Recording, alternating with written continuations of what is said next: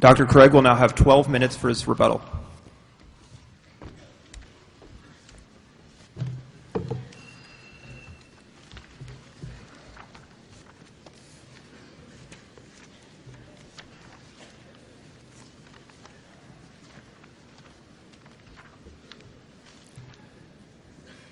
You'll remember that I began my opening speech by saying that we both face a burden of proof in tonight's debate. The resurrection fact or fiction. Now, Dr. Avalos in his last speech said that he will defend the position that there's not enough evidence to show that the resurrection is a fact. But notice that does not discharge his burden of proof to show that it is a fiction. There are many events, in fact, when you think about it, most events in history which you cannot prove to be historical, but that doesn't mean, therefore, they did not occur. Interestingly enough, Dr. Avalos recognizes this fact in his book, Se puede saber si Dios existe. He says, all of this doesn't mean that such an act didn't occur, merely that you cannot know that such a thing occurred based solely on the written accounts. But that's a position that's compatible with Christianity. As I say, most Christians don't believe in the resurrection of Jesus based on historical accounts. So just the fact that you couldn't prove the resurrection doesn't show it's a fiction. He's got to do more to establish that it is fictional than he's done so far in tonight's debate. Now, first I said there are 4 facts which are accepted by the majority of scholars today who have studied the resurrection of Jesus. And Dr. Avalos' response to this was remarkable. We actually got very few specifics. I didn't see any refutation in any of the several points that I raised. Instead, we got general comments like, well, these aren't facts, rather the story is a fact. But look, when I say these are facts, what I mean is that the story is factually accurate.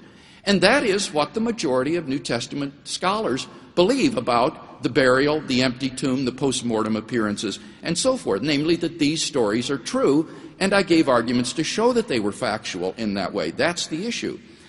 Then Dr. Avalos remarkably says, but we don't have enough early manuscripts of the New Testament to attest its accuracy.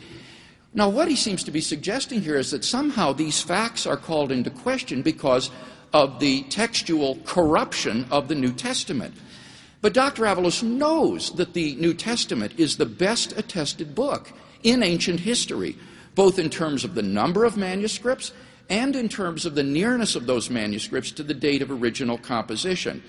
We have over 5,000 manuscripts of the New Testament in Greek alone, and these come to within a gap of 100 to 150 years after the original. Compare that with the works of Plato. For the dialogues of Plato, we have only 7 manuscripts, and the gap between them and the original composition is 1,200 years. For the works of Aristotle, we have only 5 extant manuscripts, separated by 1,000 years from the date of the composition. For the Annals of Tacitus, in the first 6 chapters, there is 1 manuscript, and it is separated by 750 years from the original.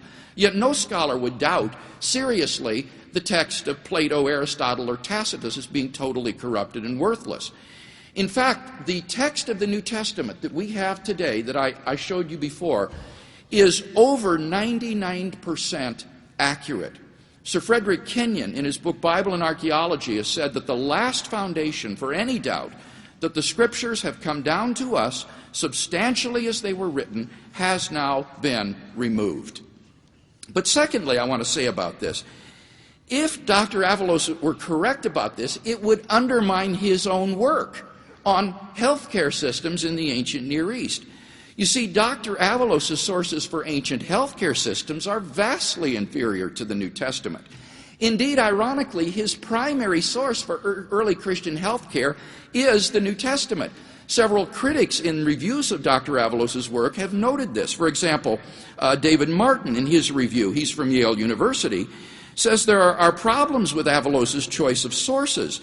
For Christianity, he mainly limits himself remarkably to a reading of the canonical Gospels. These few texts are supposed to suffice to portray the Christian healthcare system.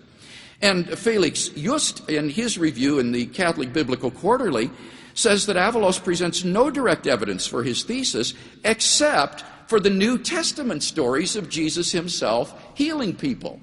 So if Dr. Avalos says that the New Testament is so corrupted that we can no longer believe its historical credibility, he undermines his own work, which I don't think he would surely want to do. So the fact of the matter is that there are important issues about the resurrection, but friends, the textual purity of the New Testament is not one of them, honestly. You can be confident that the text of the New Testament, as you read it today, is substantially over 99% accurate, the text as it was originally written by Paul, John, Luke, or whomever. And that's just a fact. Now, what about Matthew 27? Is that historical or not?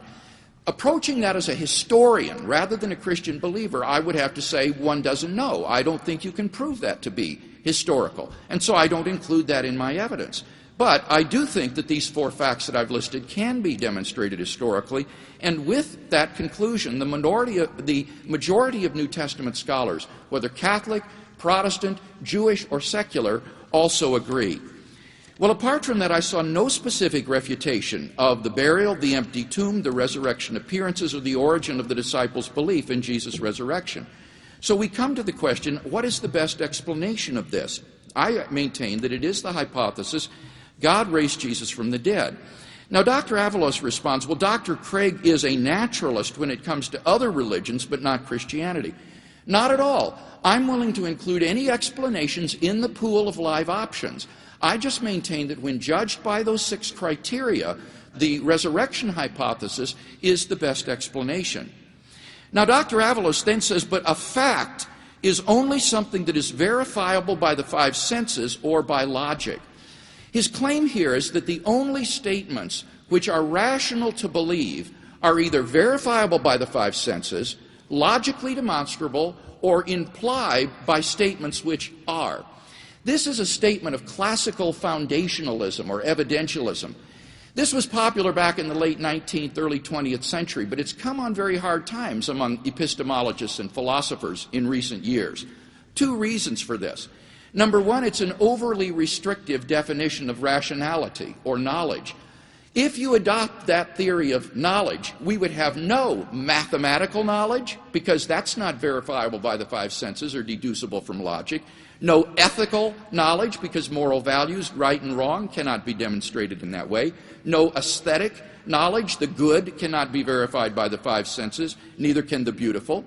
There would be no metaphysical knowledge. We would have no knowledge that there is really an external world, rather than you be a brain in a vat being stimulated by a mad scientist with electrodes to think you're here in this hall hearing the lecture tonight. We would have no rational beliefs about the past or the veridicality of our memory beliefs. We would have no knowledge that there are other minds, because that cannot be verified by the 5 senses or demonstrated by logic.